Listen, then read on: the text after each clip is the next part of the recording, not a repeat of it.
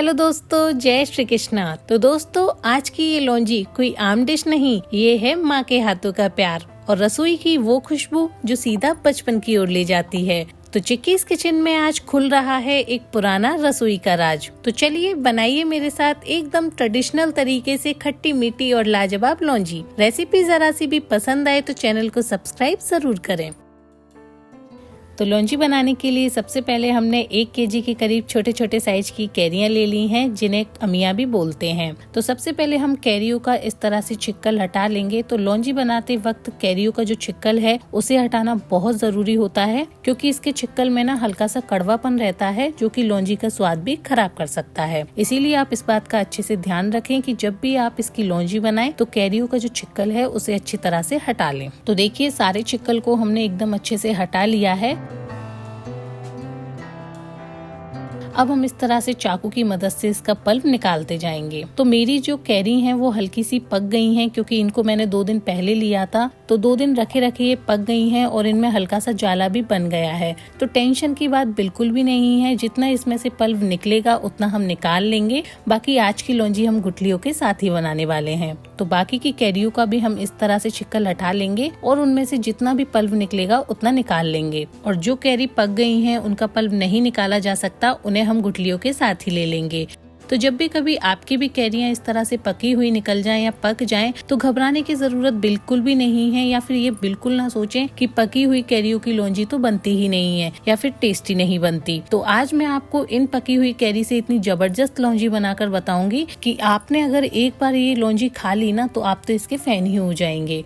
और हर बार इसी तरह से पकी हुई कैरी की ही लौंजी बनाएंगे। तो देखिए, इतना पल्प हमने कैरियों में से निकाल लिया है। अब जो कैरी थोड़ी सी ज्यादा पकी हुई हैं उन्हें हम गुठलियों के साथ ही ले लेंगे, और जिन कैरियों का हमने पल्प निकाल लिया है उन्हें हम अलग हटा के रख देंगे। और इसका हमें क्या करना है ये मैं आपको अपने आने वाली वीडियो में बताऊंगी। ठीक है, अब हम एक जबरदस्त लौंजी का मसाला तैयार करेंगे, जिसके लिए मैंने 1 छोटा चम्मच जीरा लिया है, 2 छोटे चम्मच सौंफ ली है, 1 छोटा चम्मच राई लिया है, साथ ही 1 छोटा चम्मच मेथी दाना लिया है। अब हम कढ़ाई में 2 से 3 बड़ा चम्मच सरसों का तेल डाल देंगे और तेल हल्का गर्म होने के बाद हमने जो जीरा, सौंफ, मेथी दाना और राई को इकट्ठा किया था वो इसमें डाल देंगे। तो इन मसालों को हमें बहुत ज्यादा जलाना नहीं है, बस हल्का सा भुनना है।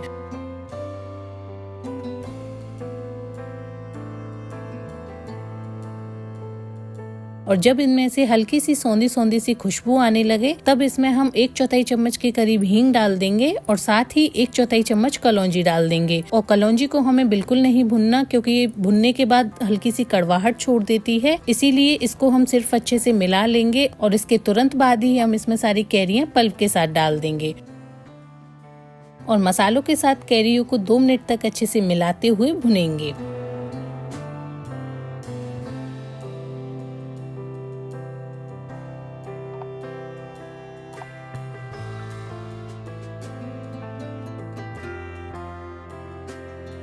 तो 2 मिनट बाद हम इसमें 1 कटोरी पानी डाल देंगे और साथ ही इसमें कुछ सूखे मसाले डालेंगे, जिसमें मैंने 1 छोटा चम्मच हल्दी पाउडर लिया है, 1 से 1.5 चम्मच कश्मीरी लाल मिर्च पाउडर लिया है। इससे जो लौंजी का कलर है वो बहुत ही ज्यादा बढ़िया आएगा। और साथ ही स्वाद के अनुसार नमक लिया है। अब सभी मसालों को एकदम अच्छे से मिला देंगे और ढककर इसे 2 से 3 मिनट के लिए पकने देंगे।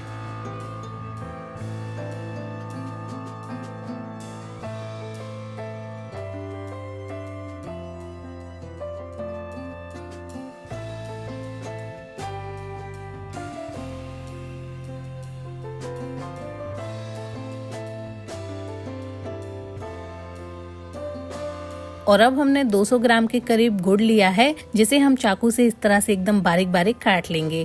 तो गुड़ को आप लौंजी में हमेशा इस तरह से ही एकदम बारीक महीन काट कर डालें, डेले समेत ना डालें। डेले समेत डालने से जो गुड़ है ना वो पकने में बहुत टाइम लेता है, और इस तरीके से डालने में जो गुड़ है वो बहुत जल्दी मेल्ट होकर पक जाता है। तो आप गुड़ को ज्यादा भी ले सकते हैं, 250 से 300 ग्राम, लेकिन मैंने जो गुड़ का इस्तेमाल किया है वो देसी गुड़ है जो कि काफी मीठा होता है। तो इस गुड़ को हमें बहुत ज्यादा डालने की जरूरत नहीं नहीं पड़ती। 200 ग्राम में ही जो लौंजी है वो एकदम अच्छे से मीठी हो जाएगी। तो अगर आप पूरा गुड़ लेना नहीं चाहें तो आप आधा गुड़ आधा शक्कर डाल के भी लौंजी बना सकते हैं, कोई परेशानी नहीं है। तो गुड़ या शक्कर आप कैरी के हिसाब से डालें कि कैरी बहुत ज्यादा खट्टी है या हल्की सी मीठी। और मैंने जो कैरियों का इस्तेमाल किया है वो हल्की सी मीठी निकल गई हैं, इसीलिए मैं गुड़ का इस्तेमाल कम ही कर रही हूँ इसमें। आप कैरी को एक बार चेक कर लें वो मीठी या खट्टी, उस हिसाब से आप मीठा इसमें एडजस्ट कर सकते हैं।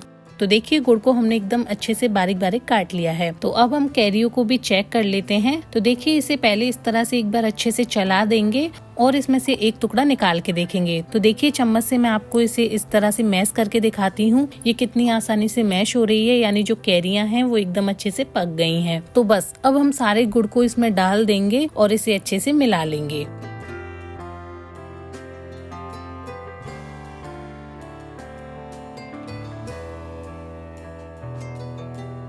और देखिए गुड़ जो है वो कितनी जल्दी मेल्ट होने लगा है। अब इसे 5 से 7 मिनट के लिए और पकाएंगे, जिससे जो गुड़ है वो एकदम अच्छे से लौंजी के अंदर मिल जाए और पक जाए। तो चलिए अब हम लौंजी को चेक कर लेते हैं। तो देखिए अभी आपको जो लौंजी है ना वो हल्की सी पतली लग रही होगी, लेकिन घबराने की बात बिल्कुल भी नहीं है। जब ये ठंडी होगी ना तो ये और भी ज्यादा गाढ़ी हो जाएगी। तो अब इसे हम और बिल्कुल नहीं पकाएंगे। अब इसमें हम आधा छोटा चम्मच काला नमक डाल देंगे और साथ ही 1 छोटा चम्मच चाट मसाला डाल देंगे। दोनों चीजों को लौंजी में अच्छे से मिला देंगे और गैस की फ्लेम को बंद कर देंगे। चाट मसाला डालने से लौंजी का जो फ्लेवर है ना वो और भी ज्यादा खट्टा मीठा और चटपटा आता है, तो आप इसे जरूर डालें। और देखिए खट्टी मीठी चटपटी लौंजी बनकर एकदम तैयार है। अब इसे हम 10 से 15 मिनट के लिए रख देंगे, जिससे जो लौंजी है वो एकदम अच्छे से ठंडी हो जाए। तो देखिए जब ठंडी होने के बाद हम लौंजी को चेक करेंगे ना तो ये पहले से कितनी ज्यादा गाढ़ी हो गई है। तो चलिए इसे मिलकर सर्व करते हैं। तो आम की खट्टी मीठी चटपटी लौंजी बनकर एकदम तैयार है। आप इसे पूरी पराठा या दाल चावल के साथ खाइए, बहुत ही ज्यादा टेस्टी लगती है। और आप इस लौंजी को 15 से 20 दिनों तक फ्रिज में स्टोर करके भी रख सकते हैं। तो मैं उम्मीद करती हूँ कि मेरी आज की रेसिपी आप सभी को जरूर पसंद आई होगी। अगर आपको मेरी रेसिपी अच्छी लगे तो वीडियो को लाइक करें, कमेंट करके जरूर बताएं और अपने फ्रेंड्स एंड फैमिली में शेयर जरूर करें। और आगे भी ऐसी मजेदार और आसान सी रेसिपीज देखने के लिए आप अपने चैनल चिक्कीज किचन को सब्सक्राइब करना बिल्कुल ना भूलें। धन्यवाद। मिलते हैं आपसे ऐसी ही नेक्स्ट रेसिपी के साथ। जब तक के लिए जय श्री कृष्णा।